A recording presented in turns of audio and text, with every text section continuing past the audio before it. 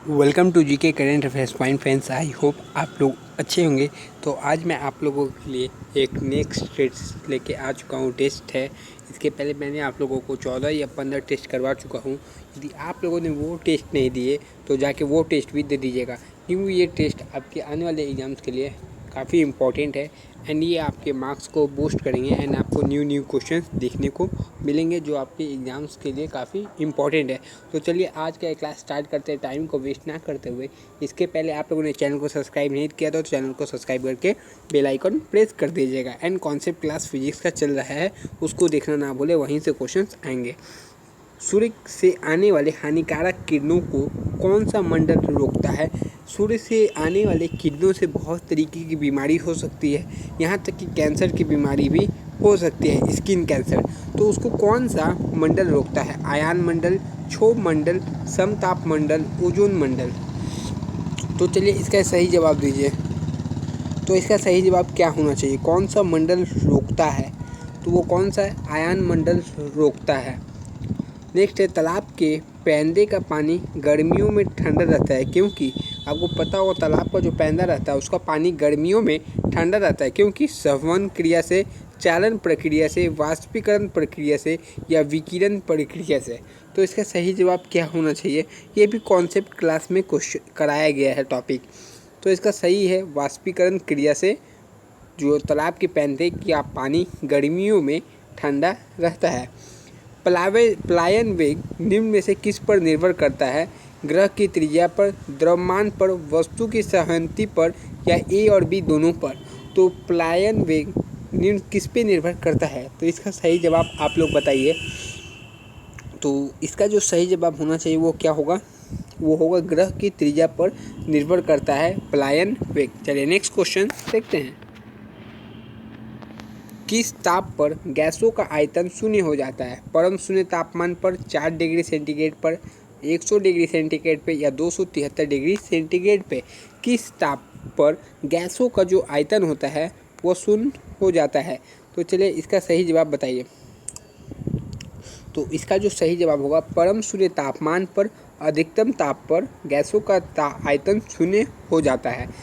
ताप बढ़ने पर किसी धातु से बने तार का प्रतिरोध, यदि ताप बढ़ाइएगा तो किसी धातु से बने का प्रतिरोध क्या होगा? चलिए ऑप्शन दिखाया जा रहा है, घटता है, बढ़ता है या अपरिवर्तित रहता है या इनमें से कोई नहीं। ताप बढ़ाने से प्रतिरोध पे क्या इफेक्ट पड़ेगा? किसी धातु से बने प्रतिरोध के क्या इफेक्ट पड़ना चाहिए?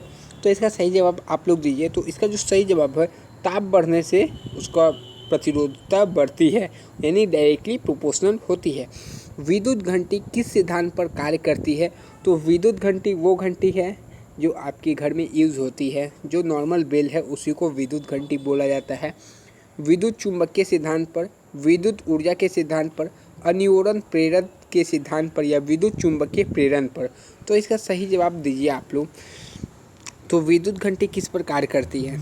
चलिए सही जवाब आप लोगों से उम्मीद करता हूँ। तो इसका सही जवाब क्या होना चाहिए? विद्युत चुंबकीय सिद्धांत पर विद्युत घंटी कार्य करती है। नेक्स्ट है, नेक्स्ट क्वेश्चन जैसे आप लोगों के लिए है, निम्न में से कौन सी सदिश राशि है? यानी आपको सदिश राशि बताना है। समय, संवेग, आयतन एंड घनत्व कॉन्सेप्ट क्लास में बताया जा चुका है। तो डायरेक्ट आंसर आप लोग इसका बताइए। तो इसका आंसर क्या होना चाहिए? तो संवेग जो है एक सदिश राशि है, जैसे कि आप कॉन्सेप्ट क्लास में आपको बताया गया है। निम्न में से कौन सी अदिश राशि है? अब सदिश के बाद अदिश पूछा गया है। विद्युत विभव, विस्थापन, चुंबकीय तीव्रता या बल? तो चलिए इसका भी सही जवाब देते चलिए। तो इसका सही जवाब क्या होगा? तो विद्युत विभव जो राशि है वो क्या है? अदिश राशि है। बाकी जो राशि है इसमें ये सब सदिश राशि है। निम्न में से कौन सी सदिश राशि है? शक्ति, घनत्व, तापमान, कोणीय? तो इसमें जो सदिश राशि कौन सी है ये आप लोगों को बताना है। तो इसमें जो सदिश राशि है वो क्या है? वो है आप लोगों का कोणीय।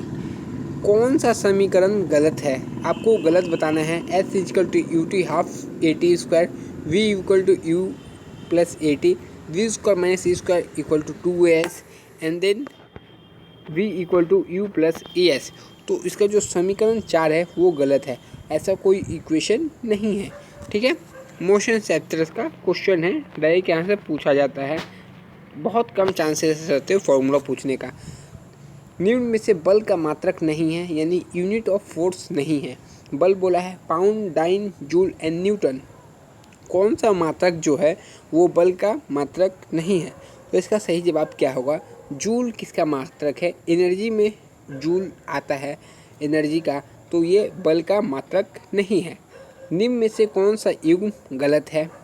1 calorie equal to 4.2 joule, 1 gram बल equal to 980 dyne, 1 Armstrong 10 minus power 10 metre, 1 joule equal to 10 का पावर 5 अर्थ। तो इसमें से कौन सा कथन गलत है? तो इसका सही जवाब क्या आप लोग जानते हैं? चलिए, सही जवाब इंतजार है। तो इसका सही जवाब क्या होना चाहिए? 1 जूल इक्वल टू 10 का पावर 5 वर्ग, ये गलत है। इसका 1 जूल इक्वल टू कितना अर्ग होता है, ये मैं कमेंट में पूछना चाहता हूँ, क्योंकि कॉन्सेप्ट क्लास में कराया है, तो मैं देख रहा हूँ कि आप कॉन्सेप्ट क्लासेस देखे हैं कि नहीं देखे हैं। तो इसका सही आंसर कमेंट बॉक्स में बता दीजिएगा। 1 कैलोरी 4.2 जूल, 1 ग्राम बेल 980 डाइन और 1 एंगस्ट्रॉम यदि कीजिएगा तो 10 का पावर 10 मीटर होता है। तो ये नोट कर लीजिएगा, ये काफ़ी इम्पोर्टेंट है।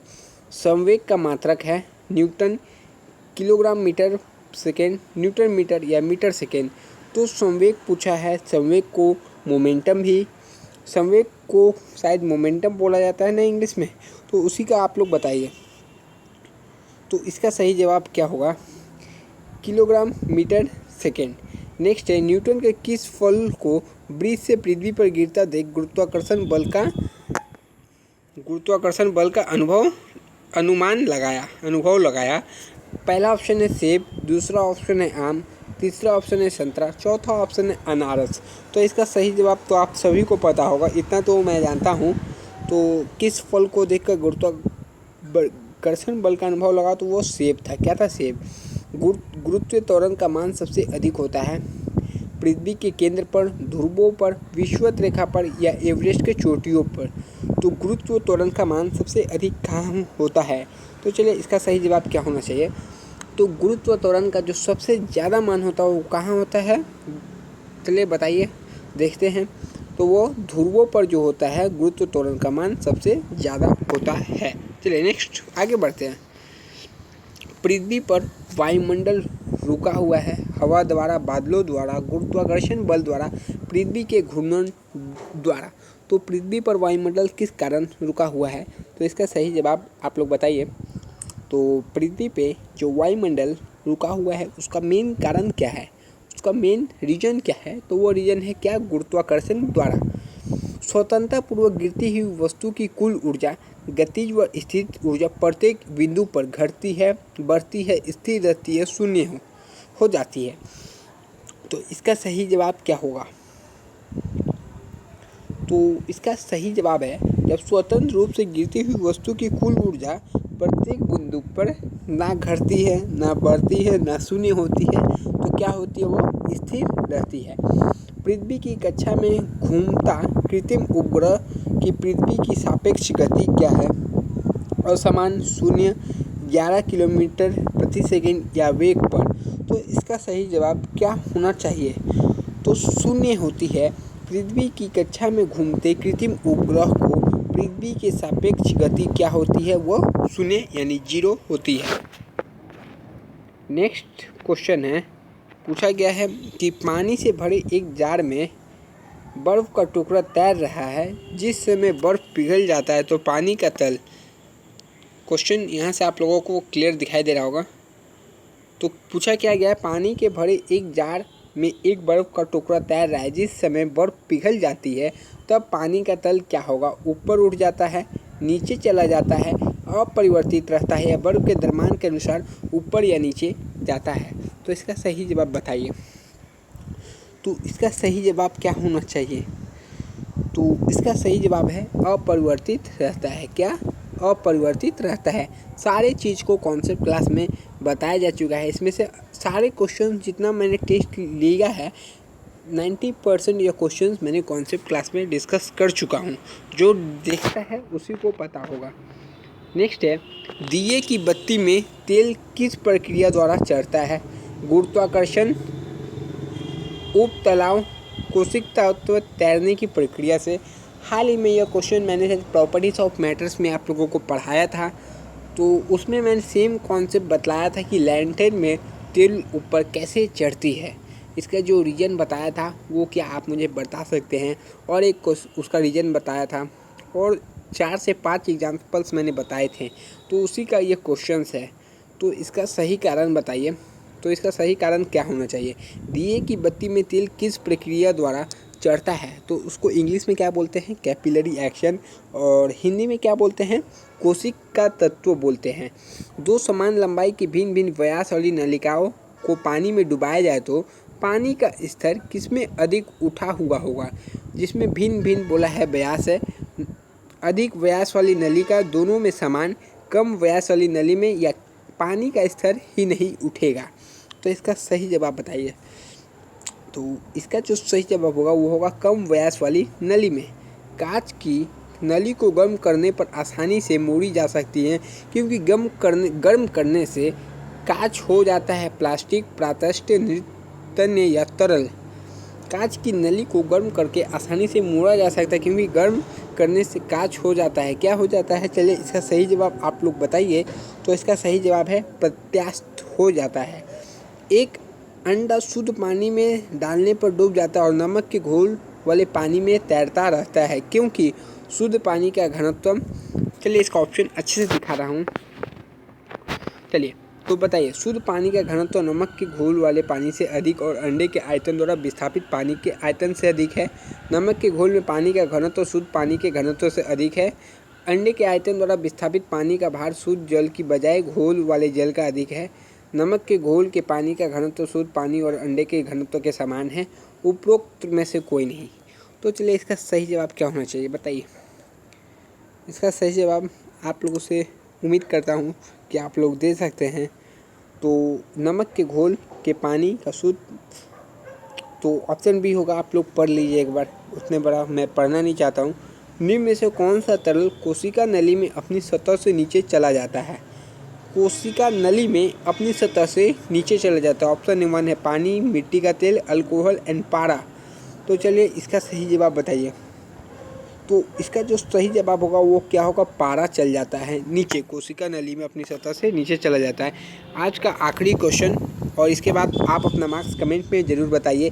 एक नाव जिसमें अनेक बड़े पत्थर भरे हुए हैं पानी का एक टैंक में तैर रही है। यदि पत्थरों को पानी में गिरा दे तो पानी का सतह क्या होगा? ऊपर उठेगी, नीचे जाएगी, अपरिवर्तित रहेगी, या पत्थरों को आधी संख्या गिरने तक रुकेगी, उसके बाद नीचे आनी आरंभ होगी? तो इसका सही जवाब क्या होना चाहिए? तो वो नीचे जाएगी। इसका सही जवाब ये है। तो आज का ये टेस्ट कंप्लीट होता है। आपको क्या करना है? कमेंट में मार्क्स बताना है। देन हमारे चैनल से जुड़ना हो तो टेलीग्राम में जाके इस चैनल का जो नाम है टेलीग्राम में वही सर्च कीजिए। 380 मेंबर्स है, 385 मेंबर्स है, वो ग्रुप में ऐड हो जाइए।